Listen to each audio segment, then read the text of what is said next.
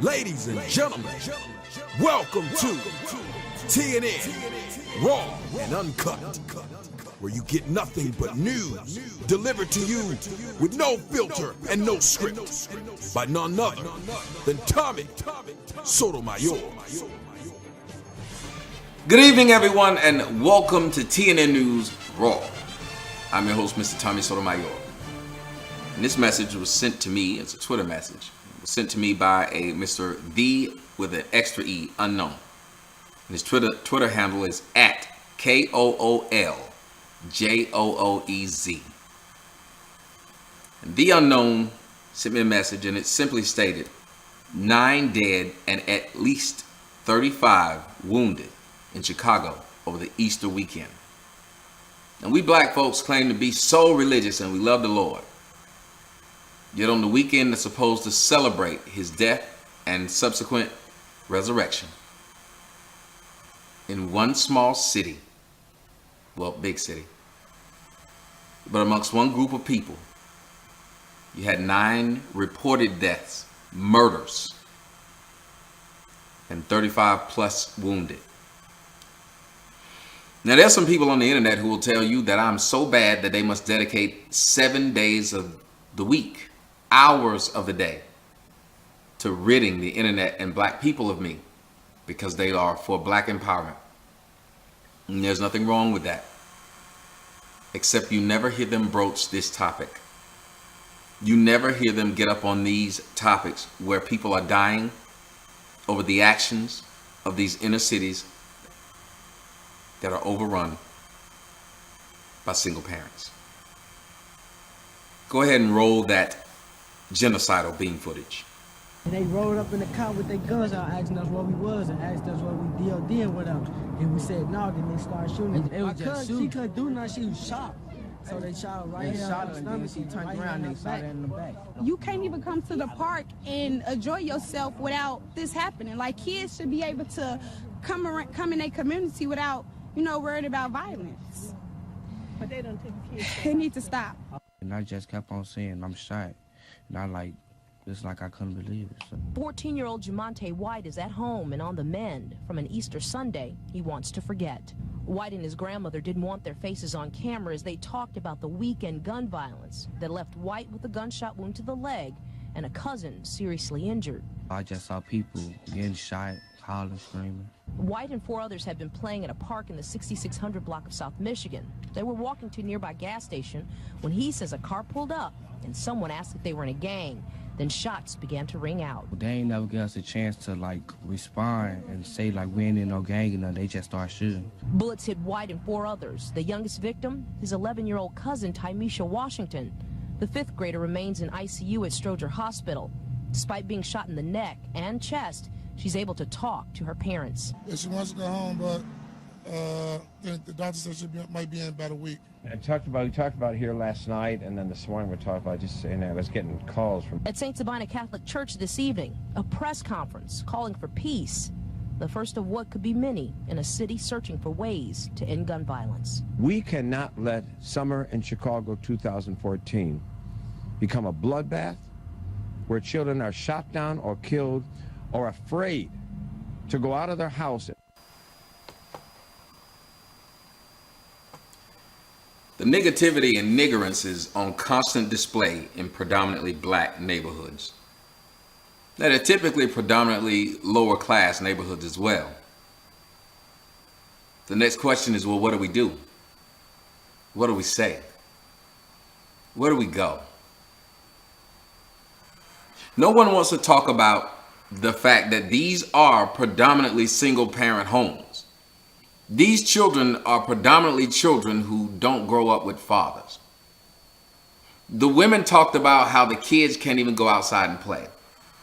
But in typical fashion, everyone forgets that the reason they're in these downtrodden neighborhoods is because we live in a society right now where 2 heads are better than 1. And sometimes you need 3 grown people with jobs living in the house just to sustain a safe living. I think it is absolutely criminal at this stage of the world to have children when you don't have money and when you live in violent neighborhoods. I think every mother in Chicago who lives in those bad cities, who lives in those downtrodden situations, who live in those bad economic situations, I think every one of them should be charged with child abuse every time they come up pregnant. I think every time they have a child in those bad neighborhoods, in those ghettos, they should be charged with child neglect. See, here's what we do to a man if he can't afford his children. See, we put him in jail. We call it a crime if a man have too many kids he can't take care of. And that's by a system that says, here's how much you must give every month. These mothers are not held to that standard. Let's talk about these boys. These boys grow up without even thinking that life goes farther than their little hood. Black women, let me tell you something. Do you know why these black boys are joining these gangs? I'm pretty sure you know why. Because they're looking for a family. And that is the closest semblance to structure that they have in their lives. Never heard anybody tell you that, huh? Because they won't.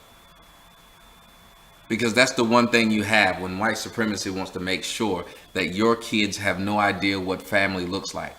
Because most kids crave structure. And the only time they get a good beating, a good code of honor, is out in them streets. So this is what you have, black women. But again, you knew this because you're working with the side that's setting this up. Because if black women were not working with the side that's setting this up, do you know what black women would be doing right now? Boycotting this violence like they boycott me. Riling up some black men to quote unquote do the right thing like they're doing online with things they don't like. Black men, I want you to pay me close attention. Listen. And just let this compute. Black women are not petitioning to stop violence in no neighborhoods. Black women could stop violence in the neighborhoods. This is true. They could, number one, stop having so many children in these neighborhoods in which they cannot afford. They could, number two, stop dealing with having sex or doing anything with thugs and men with no future. They could, number three, stand up in front of the community and say, this must stop. But you ask yourself, why is it that black women can get together and boycott men who say they don't look good with weed? Black women can get together and boycott white men that say nappy head hoes, but they cannot get together and boycott and rally against the murder and death of their own children. See, a lot of you guys are stuck in the matrix, and every time I say something, it pisses you off because, well, he's actually telling the truth and he's opening up some eyes. The people who don't like me are people who thrive and survive in the niggerance and negativity. The black folks who see outside of the matrix, that's why they listen to me. That's why they subscribe to me. That's why they register to the website. They told me, there's no way you could have a website and charge people. Here we are, 300 plus members later. 300 plus members later, in less than a week. And it continues to grow daily. Why? Because there are black people who are tired of being painted with the same brush as these idiots. There's no reason that a Chicago should be a place where people fear going. I don't fear going to West Hollywood. I don't fear going to the Hollywood Hills. I don't fear going to Santa Barbara. I don't fear going up to Canton. I don't fear going anywhere where there's a small number of black people. But even here in the area where I stay, it's a nice area. But black folks don't take care of stuff.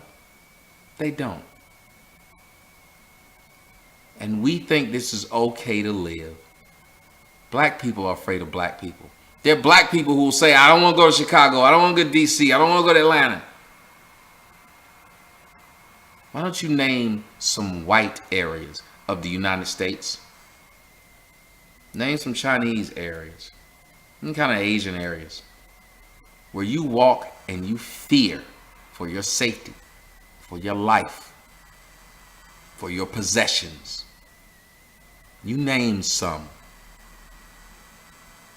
Because everywhere there's a high concentration of us, there's a high concentration of violence against us by us. And the one group of people that y'all love so much, them so-called queens, they letting you do it. These were children, people, who were targeted on the streets. These were 9 deaths in a weekend. There are some cities in America that are all white that don't have any murders at all. I know one here in Georgia that hadn't had a murder in 10 years. 10 years. No one's been murdered. But Chicago's had a murder. What's that, an average of 3 a day? And that's just because the other ones were stupid enough to survive, if you want to look at it that way. Let's just say the perpetrators had their way with it. We'd be looking at 46 deaths in a 2-day span. 3-day, we'll give it Friday.